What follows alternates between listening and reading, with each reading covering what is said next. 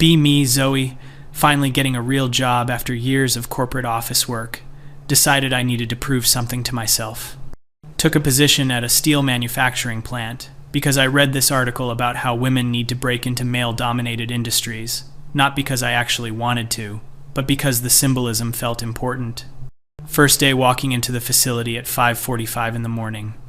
Already exhausted, and I haven't even clocked in yet. Why does anything need to start before 9 in the morning, honestly? Meet my supervisor, this guy named Rick, who looks like he's been working here since the dawn of time. He gives me steel-toed boots, safety goggles, heat-resistant gloves, and a hard hat. The boots weigh approximately 9,000 pounds. Rick starts explaining something about the blast furnace, and I'm just thinking about how none of this equipment comes in styles that fit women properly. This is already proof of systemic exclusion, if you ask me. Get assigned to work with this crew of 5 guys. There's Thomas, Pete, Danny, Jerome, and this younger guy named Tyler. They all look at me like I'm an alien. Thomas is the one showing me what to do first. We're supposed to move these steel billets from one section to another using this overhead crane system. He's explaining the controls, and I'm trying to pay attention, but the noise in this place is literally unbearable. It's like standing inside a drum that someone's hitting with a hammer made of other hammers. This is torture, I say, not even trying to hide my feelings. Thomas looks at me with this expression. It's 6:15 in the morning. We haven't even started yet. Whatever, he doesn't get it. The heat from the furnaces is already making me sweat through my shirt. I'm talking like standing near the surface of the sun levels of heat. Try operating the crane and nearly drop a 2-ton piece of steel. Pete comes running over, actually running. His face is bright red. What are you doing? You could have killed someone. He's literally yelling at me. I try to explain that the controls are counterintuitive, and maybe if they labeled things better, this wouldn't happen. The controls are fine. You just need to pay attention. This isn't a joke. People die in here. He's so angry, his hands are shaking. I want to point out that screaming at me isn't exactly creating a welcoming work environment, but he stomps off before I can spend the next hour doing what Thomas calls simple material sorting. There is nothing simple about lifting 50-pound pieces of metal over and over. My arms are literally going to fall off. This is actual torture. Like, this violates the Geneva Convention. Lunch break finally comes, and I'm collapsed on this bench in the break room. The guys are all sitting together, eating quickly. I have a salad I brought from home. Danny looks over at it and snorts. You're gonna need more than rabbit food working in here. I'm about to respond when Thomas cuts in. How are you holding up? There's something in his tone that isn't quite concern. More like he's confirming something he already suspected. Honestly, this is torture. I don't know how you guys do this every single day. The heat alone is inhumane. The table goes quiet. Jerome, who hasn't said much to me all morning, puts down his sandwich. Inhumane? You think this is inhumane? He's not yelling yet, but I can tell he's getting there. I've been doing this for 15 years. My father did it for 30. This is how we feed our families. I'm just saying that working conditions could be better, that's all. There's no reason it has to be this hard. Tyler laughs, but not in a friendly way. Oh, there's no reason? Really? Please. Explain to us how steel manufacturing works since you've been here for 4 hours. His voice is dripping with sarcasm and, honestly, hostility. I'm just offering perspective. Thomas holds up his hand. Look, Zoe, I get that this is new to you. But maybe spend more than one morning here before you start telling us what's wrong with the job we've been doing for years. He sounds calm, but I can see the anger in his eyes. Everyone's angry at me, and I literally just got here. Afternoon shift is worse. We're working near the furnace doing something called tapping, which involves directing molten steel into molds. The heat is so intense, I feel like my skin is cooking. I have to keep stepping back, taking breaks. Every time I do, I can feel the guys getting more frustrated. Pete is working right next to me, and he's moving with this practiced efficiency. Meanwhile, I'm fumbling with every single task. Drop my rod tool thing for the 3rd time. Pete stops working, turns to me with this look of pure rage. Are you serious right now? The heat is literally impossible, Pete. I need a second. We all feel the same heat. You don't see us dropping our equipment every 5 minutes. His voice is getting louder with each word. Maybe if you actually focused instead of complaining constantly. I'm trying. Maybe if someone properly trained me instead of just expecting me to know everything. I did train you. Thomas trained you. You're not listening. Rick comes over, separates us. Later overhears him telling Pete to take 5 and cool off. Pete's response, I'm not the problem here. Day 1 finally ends at 2:30 in the afternoon. 9.5 hours. I can barely walk to my car. Every muscle in my body is screaming. This is absolutely torture, and I'm not being dramatic. Day 2 starts even worse because now I'm sore on top of tired. The alarm at 5 in the morning feels like a personal attack. Show up, and Thomas assigns me to work with Jerome on reinforcing bar processing. We're supposed to cut, bend, and sort rebar. The machine that cuts the rebar is so loud I want to cry. I keep having to ask Jerome to repeat himself. After the 5th time, he just stops talking to me altogether. Works in angry silence. Around 10 in the morning, I mention that we should probably have better hearing protection. Jerome finally speaks. We have hearing protection. You're wearing it. Those are earplugs in your ears, right? Well, yes, but clearly they're not adequate. They're industrial grade. They're fine. You're just not used to it. I'm just saying that long-term exposure. He actually throws down his gloves. Long-term? Long-term? You've been here for a day and a half, and you're talking about long-term exposure? He's properly yelling now. I'm thinking about all of us. No, you're not. You're complaining. There's a difference. You don't have to yell at me. This is how I talk when I'm mad. And you know what? I am mad. I'm mad because I'm doing twice as much work because you keep stopping to complain. Rick has to come over again, and has a quiet conversation with Jerome, who keeps gesturing at me. Can't hear what they're saying, but Jerome's face is red. Later, Rick pulls me aside. Zoe, is this job something you actually want to do? What kind of question is that? A fair one. Because you seem miserable, and you're making everyone else miserable. I'm just adjusting. Everyone should be more patient. Rick stares at me for a long moment. This is the steel industry. We don't have time for patience. We have quotas, deadlines, and safety requirements. You either keep up or you don't. That's a pretty harsh attitude. It's reality. He walks away, and I'm left standing there feeling like everyone's against me. Day 3. And my body has staged a full rebellion. Everything hurts. Alarm goes off, and I seriously consider quitting. But that would feel like proving something I don't want to prove. So I drag myself in. Today, we're doing maintenance on some of the equipment, which sounds easier than the actual steel production. It is not easier. We're climbing on catwalks, reaching into tight spaces, hauling tools. I'm working with Danny and Tyler today. Danny's in his 50s, moves like he's 30. Tyler's probably mid-20s, has this perpetual look of irritation, especially when he looks at me. We're supposed to replace some worn conveyor components. The bolts are rusted and stuck. I'm trying to loosen one with a wrench and it's not budging.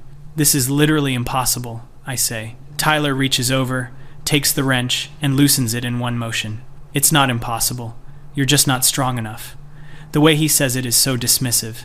Well, maybe if the maintenance was done more regularly, Danny, who's been quiet, actually laughs. But it's a bitter sound. Oh, you think we don't maintain the equipment? Is that what you think? I'm just saying. You're just saying a lot of things about a job you know nothing about. His voice is getting that same angry edge all of them get.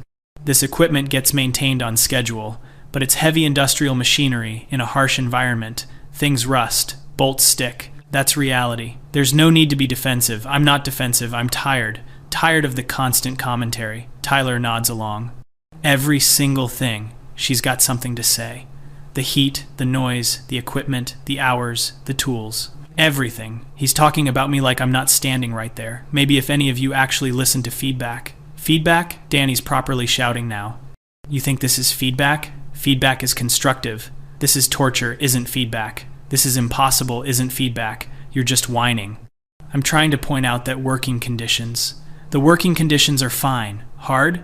Yes. Difficult? Absolutely. But fine. We all do it. We all manage. Tyler jumps in. You know what I think? I think you took this job to prove some kind of point, and now you're mad that it's actual work. That's not. It is. You thought you'd show up, do some light manufacturing work, and prove that women can do anything men can do. But you didn't expect it to be this hard. He's staring right at me, angry but also like he's solved a puzzle. And instead of just admitting it's not for you, you're blaming the job itself. I'm not blaming anything. I'm just saying it's harder than it needs to be. It's making steel. It's supposed to be hard. Danny's face is purple now. Steel doesn't care about your feelings. The furnace doesn't care if you're tired. The deadlines don't care if you think it's torture. He takes a breath, trying to calm down. Look, I got a daughter about your age. And if she came to me saying she wanted to work here, you know what I'd tell her? I'd tell her the truth. It's hard work. Brutal sometimes. Hot, loud, dangerous, exhausting. And I'd tell her she's welcome to try if she wants. But I'd also tell her that complaining every 5 minutes isn't going to make it easier. I'm not complaining every 5 minutes. Tyler actually checks his watch. You've complained 4 times in the last 20 minutes, I counted. They both go back to work. I'm left holding a wrench, feeling like I've been lectured. But also, they're wrong. They have to be wrong. There's a difference between complaining and advocating for better conditions. They just can't see it. Day 4, halfway through the week. Think about calling in sick. But I've never called in sick for anything, and I'm not starting now. Today we're in the rolling mill, where they take the heated steel and pass it through rollers to shape it. The noise here makes everywhere else seem quiet. It's a constant screaming metal sound. I'm supposed to monitor the gauge and signal if anything looks off. Sounds easy. Standing for 4 hours straight, staring at gauges is not easy. My feet are killing me. My back hurts. The heat is somehow worse here. This is actual torture, I say to Thomas, who's supervising. He closes his eyes for a second, like he's praying for patience. Zoe, please stop saying that. But it's true. It's not torture. Torture is a specific thing. This is hard work. Hard work shouldn't feel like punishment. He turns to face me fully. He's not yelling, but he looks more tired than angry. Can I be real with you for a second? Sure. You've been here 4 days. In those 4 days, you've complained more than anyone I've ever worked with. And I've worked with hundreds of people. I'm just being honest about the conditions. No, you're making everyone around you miserable. Do you know how many people have come to me asking not to be paired with you? That actually stings. All of them, Zoe. Every single person. Maybe that says more about them. It doesn't. It says that you're exhausting to be around. Not because you're a woman. Not because you're new. But because you treat this job like it's some kind of personal offense to you. I'm just not going to pretend that this is okay. Then leave. If it's so bad, quit. No one's forcing you to be here. He is yelling now. Thomas, who's been the calmest one, is yelling. You think you're making some kind of point by staying and suffering and complaining? You're not. You're just making everyone else's job harder. How is me having observations making your job harder? Because we have to listen to it constantly, and we have to pick up your slack, and we have to deal with you slowing everything down. Pete walks by. Here's the conversation. She's still going on? Thomas nods. Pete comes over. Zoe, let me ask you something. What did you think this job was going to be like? I don't know. No, really. When you applied to work in a steel mill, what were you picturing? I thought it would be hard work. But you didn't think it would be this hard, right? He's not yelling, but there's this intensity to his words. And now you're here, and it is this hard, and instead of either adapting or leaving, you're just complaining. Every day. All day. I'm trying to adapt, Thomas laughs. No humor in it. How? How are you trying to adapt? By telling us everything that's wrong? By announcing that it's torture every 20 minutes? I'm allowed to express. You're allowed to quit. Pete says. That's what you're allowed to do. If you hate it this much, leave. I'm not a quitter. Then stop complaining. Both of them are yelling now. Jerome walks over to see what's happening. She's still on about the torture thing? Among other things, Thomas says. Jerome shakes his head. You know what? I'm gonna say something I probably shouldn't. He looks right at me. You came in here with this attitude like you were going to show us all up. Like you were going to prove that a woman could do this job just as well as any man. I never said. You didn't have to say it. We all saw it. And you know what? We didn't care. Women have worked here before. Not many, but some. And they were fine. You know why? Because they actually worked. I am working. Barely. You're doing maybe half of what everyone else does. And complaining twice as much. His voice is getting louder. And the worst part is, you're not even listening.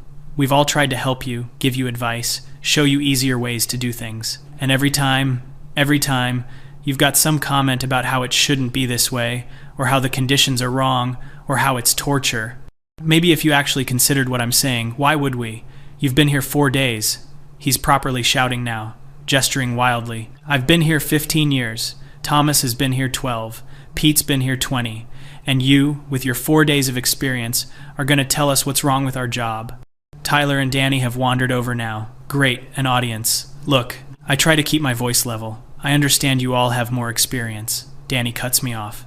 Do you, though? Do you understand that? Because you sure don't act like it. Tyler nods. Every observation you make, every complaint, every comment, it's like you think you're the first person to ever notice that steelwork is hard. We know it's hard, Pete says. We live it every day. The difference is, we accept it and do the job anyway. Accepting substandard conditions isn't a virtue. Substandard? Now Jerome is really angry. This is one of the best-run mills in the state. We have good safety records, good equipment, good management. I'm not saying you're always saying.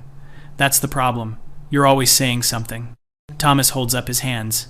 Okay, everyone back to work. Now. The guys disperse, all of them throwing looks back at me. Thomas pulls me aside. Take your lunch break early. 30 minutes. Go cool off. I'm not the one who needs to cool off, Zoe. Please, just go. Sit in my car during lunch. Hands are shaking. Everyone's so angry all the time here. It's like they can't handle any criticism. Typical defensive behavior. Day 5, Friday. Last day of my first week. Seriously considered not coming back, but that would be letting them win. Whatever them means in this context. Show up, clock in. The guys all go quiet when I walk into the break room. Great, they've been talking about me. Rick calls me into his office before shift starts. Zoe, we need to have a conversation. Oh, here we go. I've been getting reports that you're having trouble fitting in with the team. The team has been hostile to me since day one. That's not what I'm hearing. I'm hearing that you've been extremely negative, and it's affecting morale and productivity. I've been honest about the working conditions. Rick holds up a hand. Let me be clear. The working conditions here meet or exceed all legal requirements. We have regular safety inspections. We provide all necessary equipment. We follow every regulation. Legal requirements are a bare minimum, and we exceed them. Zoe, I've worked in this industry for 30 years. I've seen mills that cut corners. This isn't one of them. I'm just saying it could be better. Based on what? Your 4 days of experience? He sounds tired. Here's the thing. You're technically doing the work. Slowly, and with a lot of help, but you're doing it. So I can't fire you for performance. Yet, but if you keep disrupting the team, that's a different issue. So I'm asking you directly, can you do this job without the constant commentary? Yes or no, want to argue? Want to explain that I'm not being disruptive? I'm being honest. But his face tells me this isn't a discussion. I'll try. That's not a yes. Yes. Good. Because everyone out there, they come in, do one of the hardest jobs there is, and go home. They don't complain. They don't call it torture. They just do it. If they can manage it, so can you. Dismisses me. Today I'm assigned to work solo on inventory. Checking stock, marking clipboards, organizing materials. It's the easiest day I've had, which is good because I barely slept last night. Around 10 in the morning, Tyler comes to grab some supplies. We make eye contact. He shakes his head and walks away. Around noon, Danny stops by. How you holding up? It's the first non-angry thing anyone said to me in days. Fine. Look, I'm not trying to pile on, but yesterday was rough. Everyone was yelling at me because everyone's frustrated. You gotta understand, we take pride in this work, and when someone shows up and acts like it's beneath them, I never said it was beneath me. You didn't have to. It's in everything you say and do. He leans against a shelving unit. My dad worked in mills. His dad worked in mills. This is honest work, hard work, and yeah, it ain't perfect, but it's ours. And when you crap all over it every single day, I wasn't trying to.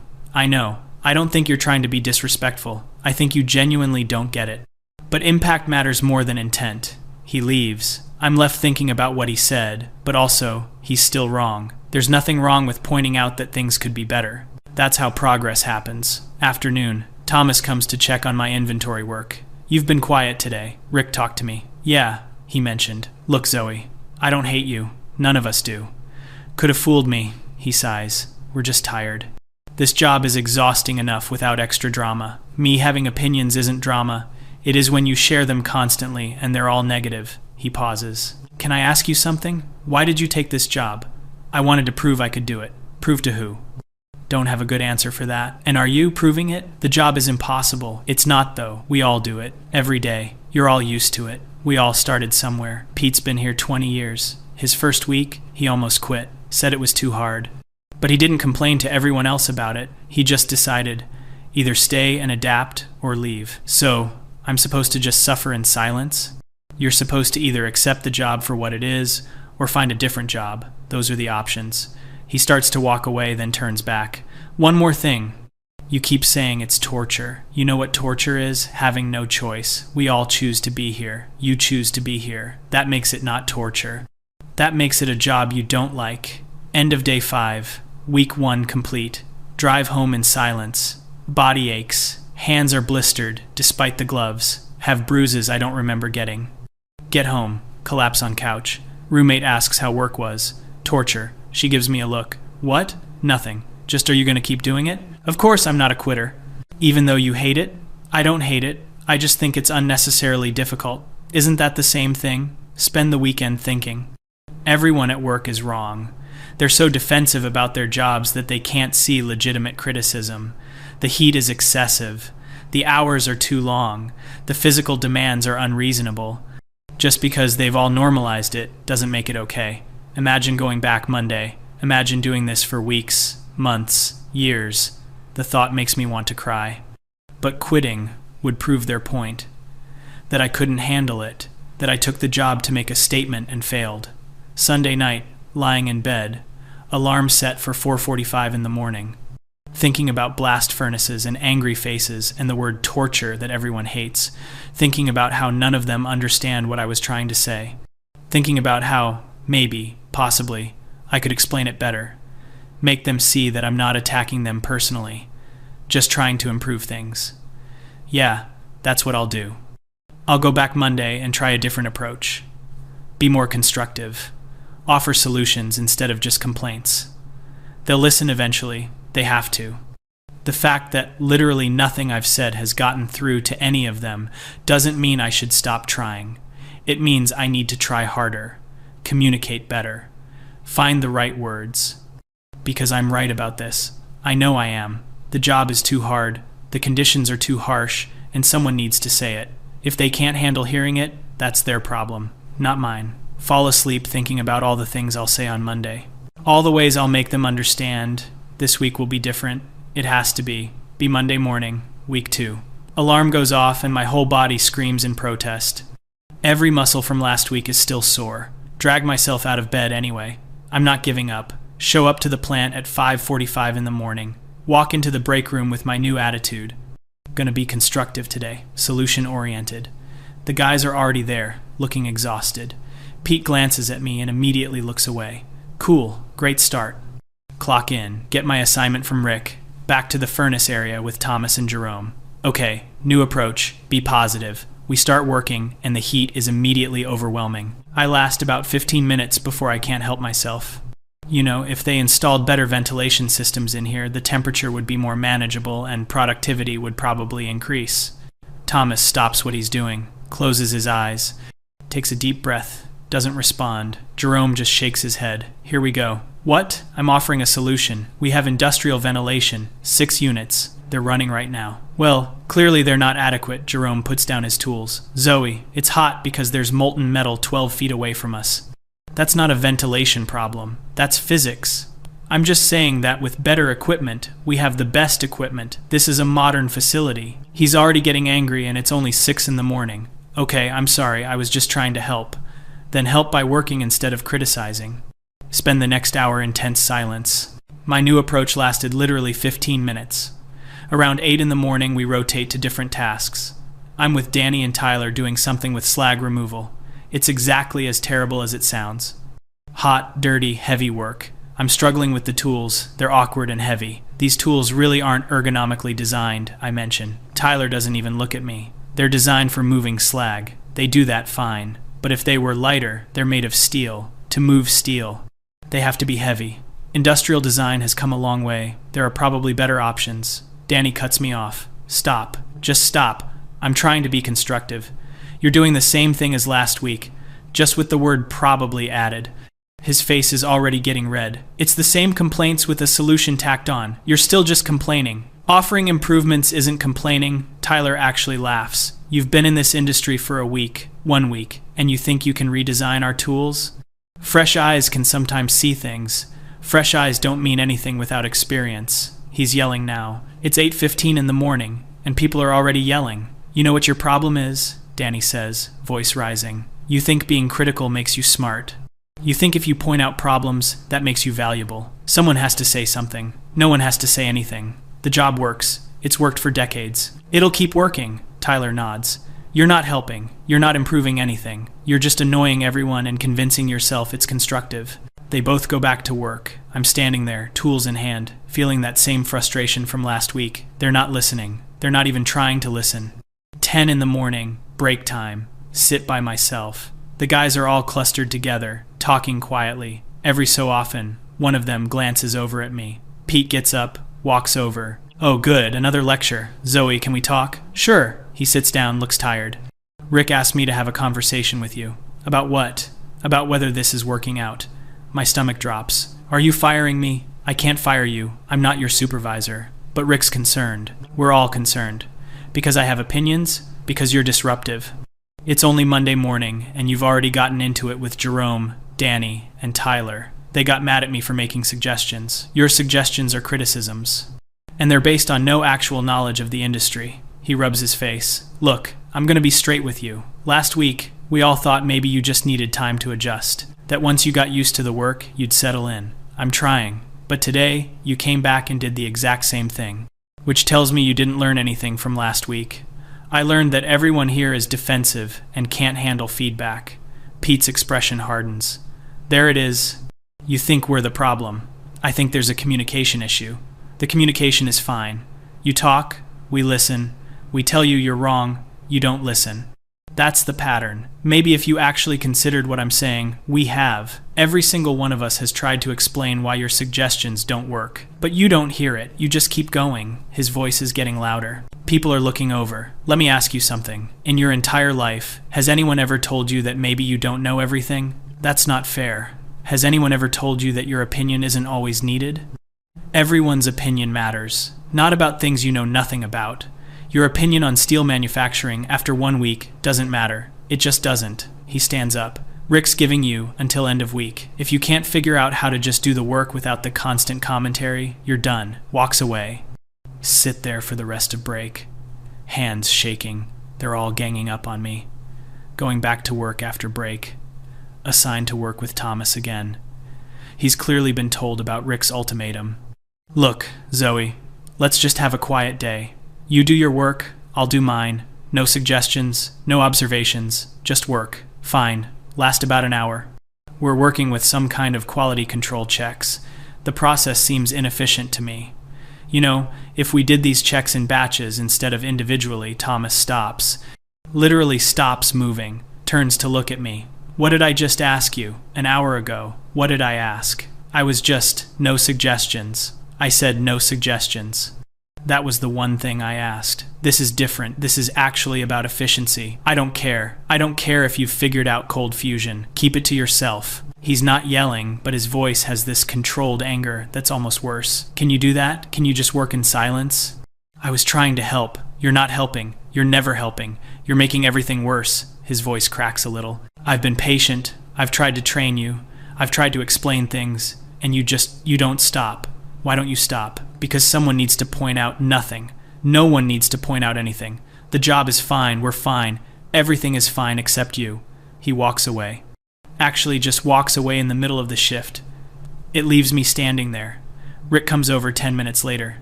Thomas asked to be reassigned. He doesn't want to work with you anymore. He's being unreasonable. He's my most reliable worker. If he says he can't work with you, I believe him. Rick looks at me for a long moment. I'm sending you home for the day. What? Why? Because we're 4 hours into Monday and you've already caused 3 separate incidents. Go home. Come back tomorrow.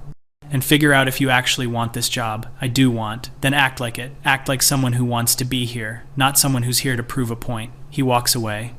I'm left standing in the middle of the factory floor. Everyone's working. No one's looking at me. But I can feel their awareness. They all know I'm being sent home.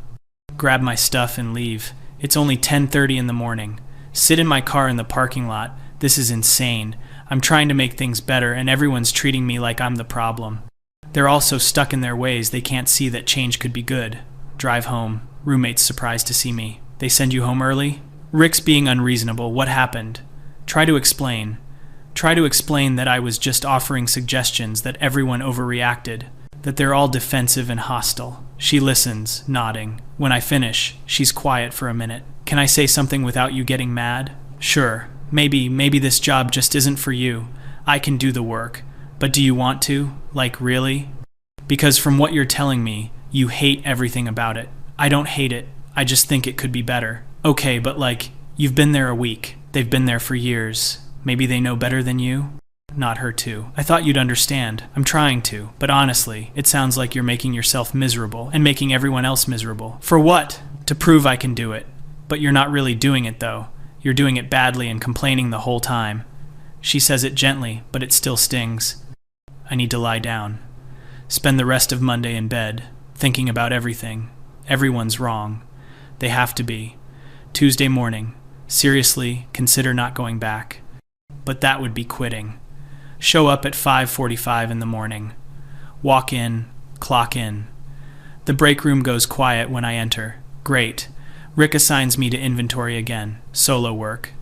Clearly keeping me away from everyone else. Fine by me. Spend the morning counting stock and filling out forms. It's boring, but at least no one's yelling at me. Lunchtime. Sit in my car. Pete knocks on my window. Oh God, what now? Roll down the window. Yeah? Can we talk? Actually talk? I guess. He leans against the car. I've been thinking about what to say to you, trying to find the right words. If this is another lecture, it's not. Just listen, please. He takes a breath. I think you're a person who's used to being smart, used to being right, and that's probably served you well in a lot of places. Waiting for the but this isn't one of those places. This is a place where experience matters more than intelligence. Where doing matters more than thinking. I can do the work, barely. You can barely do it, and that's okay. It's hard. It takes time to get good at it.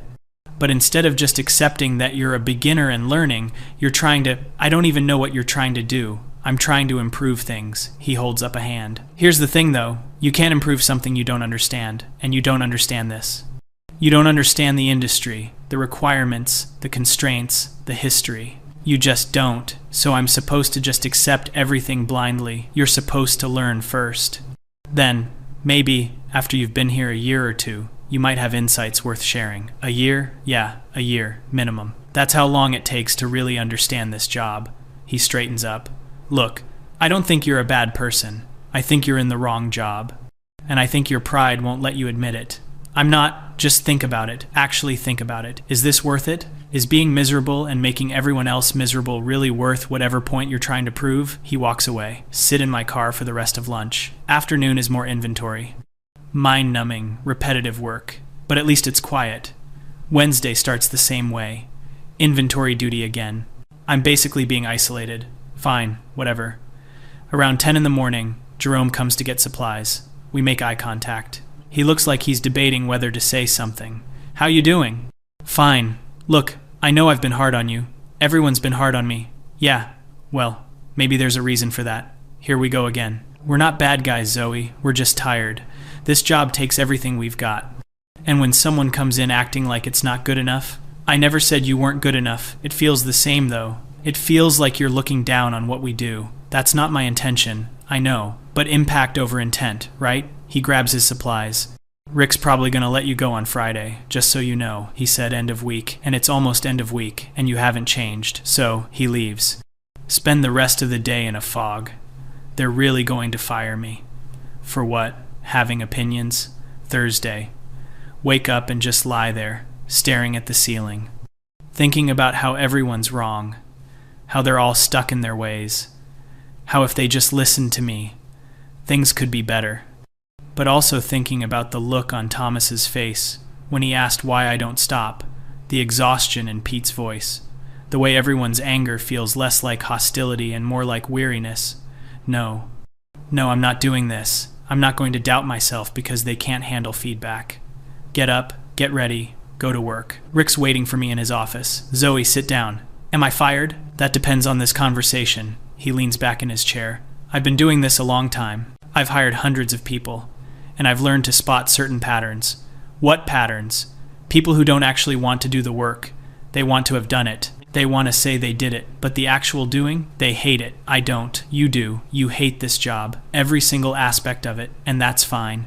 Lots of people would hate this job. But most people who hate it just quit. You're staying, but you're making everyone around you miserable. I'm trying to make things better. No, you're trying to be right. There's a difference. He opens a folder. I've got reports here from every person you've worked with. Thomas, Pete, Danny, Jerome, Tyler. You know what they all say. Don't answer. They all say you don't listen. They've all tried to help you, train you, explain things, and you don't listen.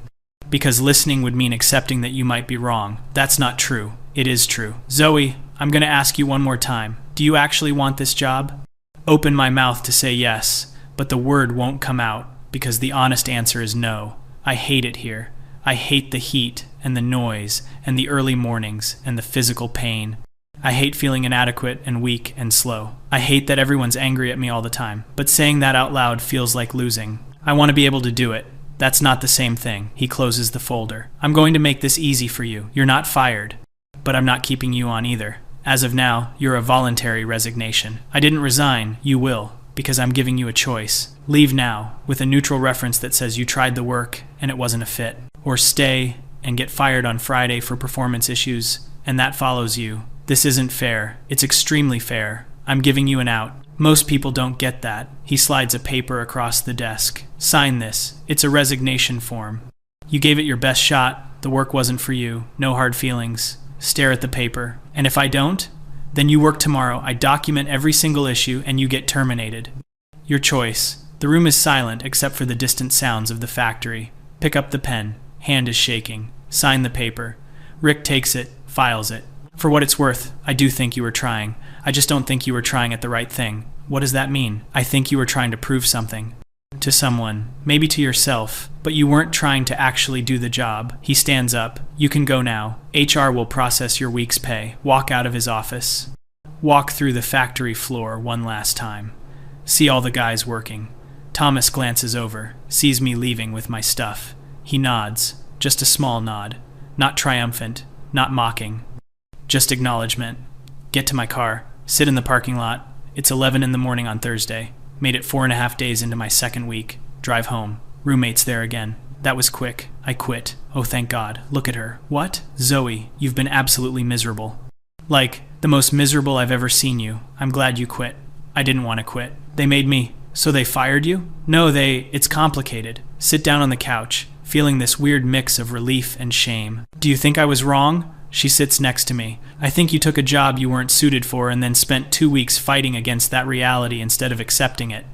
But the conditions there are what they are. And everyone else manages. So either they're all superhuman, or the job is doable and you just didn't want to do it. Want to argue. Want to explain that it's more complicated than that. But I'm so tired. I really thought I could do it. Why did you want to? Like really, why? To prove that I could, that women could. But women do. You said some women have worked there, so there was nothing to prove. She's right. Hate that she's right. So what now? Now you find a job you actually want to do. Spend the weekend processing. Keep thinking about everything. All the conversations. All the angry faces. All the times I said, this is torture, and meant it. Monday morning. Sleep until 9 in the morning. The alarm doesn't go off, because I don't set it. Because I don't have to be at the mill to feel this wash of relief. Followed immediately by shame. Check my phone. No messages. Not that I expected any. The guys at the mill aren't going to miss me. They're probably celebrating. Spend the day on the couch, scrolling job listings, thinking about what Pete said. About being someone who's used to being smart, being right. He wasn't wrong about that. But that doesn't mean I was wrong about the mill. The conditions were harsh. The work was unreasonably difficult. Just because they all accepted it doesn't make it okay, right? Tuesday. Get a text from an old colleague. There's an opening at her company. Am I interested? It's an office job. Climate controlled, regular hours, no molten metal. Say yes immediately. Interview on Wednesday. It goes well. They offer me the job on Thursday. Start date next Monday. Feel this overwhelming relief. Back to the kind of work I'm actually good at. Friday afternoon, lying on the couch. Thinking about the mill, about Thomas and Pete and Jerome and Danny and Tyler. They're probably there right now, doing the same work they do every day. The work I couldn't handle for 2 weeks. Think about telling people this story. How I worked at a steel mill for 2 weeks. How it was torture. How the men there were hostile and defensive. How they couldn't handle criticism. How the working conditions were terrible. Frame it in my mind. Polish it. Make it into a story where I'm not the one who failed, where I'm the one who saw the truth and spoke up. And they couldn't handle it. Yeah, that's the story. That's what happened. Lie there, believing it, or trying to. Because believing it means I don't have to think about Thomas's tired face, or Pete's disappointment, or Jerome asking if I understood what he was trying to say, or Danny trying to explain about pride in the work, or Tyler pointing out that I never listened. Don't have to think about how many chances they gave me, how patient they tried to be. How I never, not once, stopped to consider that maybe they were right. Just have to believe my version. The version where I'm right and they're wrong. The version where their anger was unfair. The version where I was trying to help and they were too defensive to see it. Close my eyes, believe it harder. Because the alternative is admitting that I spent 2 weeks being exactly what they said I was. Entitled, insufferable, unwilling to learn. No, they were wrong. They had to be wrong. Because if they weren't, then I have to face the fact that I failed. Not because the job was impossible, but because I refused to actually try. Refused to listen. Refused to learn. Refused to accept that being smart doesn't mean being right. And I can't face that, so I don't. Lie there, eyes closed, believing my version. The version where everyone else was the problem, where I was the victim. Where I learned nothing because there was nothing to learn. Monday comes. Start my new job. It's easy, comfortable, familiar. Sit at my desk in the air conditioning and never think about the mill again. Or at least try not to. Because sometimes, late at night, I remember the heat and the noise. And Thomas asking, "Why don't you stop?" And I don't have an answer. Still don't have an answer. Probably never will. Because answering it would mean admitting something I can't admit. So I don't. I just keep going. Different job, same me. Nothing learned, nothing changed. Exactly like they said.